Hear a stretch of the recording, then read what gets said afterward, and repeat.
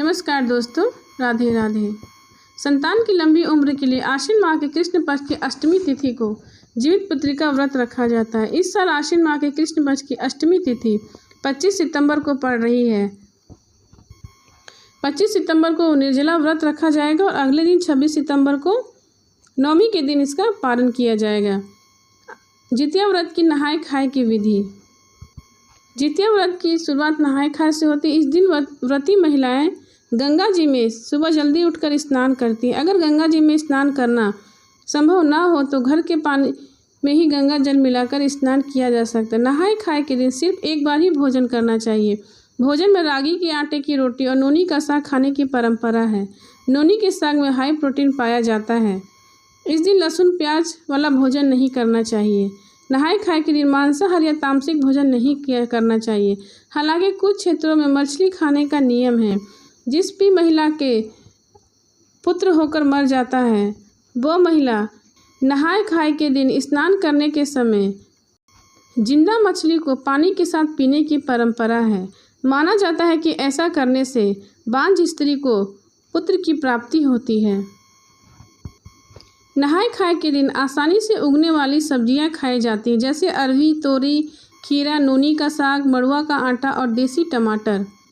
जितिया व्रत के पूजन का शुभ मुहूर्त। जितिया व्रत के पूजा का शुभ मुहूर्त 25 सितंबर को सुबह 10:41 से लेकर दोपहर 12:12 तक रहेगा।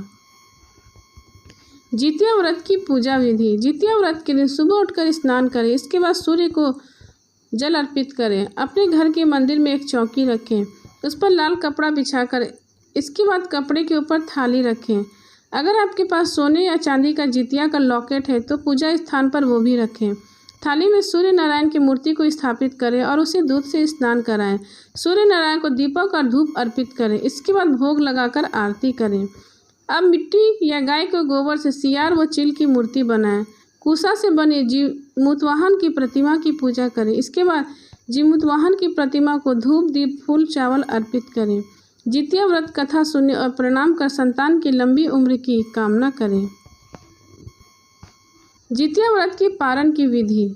जितिया व्रत के पारण के लिए सूर्य देव को अर्घ्य दिया जाता है। पारण के बाद महिलाएं जितिया का लाल रंग का धागा गले में पहनती हैं और जितिया का लॉकेट भी धारण करती हैं। जितिया व्रत की पारण की विधि। अष्टमी के अगले दिन नवमी को नहा धोकर सूर्य देव को जल अर्पित करें। पारण के समय चावल, रागी की रोटी, तोरी, साग और नोनी का साग खाने की परंपरा है। पारण से पहले स्नान करके साफ कपड़े पहनने चाहिए। भगवान जितेश्वर की अंतिम पूजा करनी चाहिए। इसके बाद फल, मिठाई, हल्का भोजन करके व्रत तोड़ना चाहिए।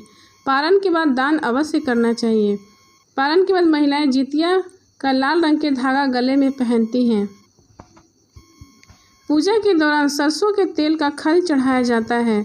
पारण के बाद इस तेल को बच्चों के सिर पर आशीर्वाद के तौर पर लगाया जाता है और उसके बाद अपने संतान की लंबी आयु की प्रार्थना की जाती है।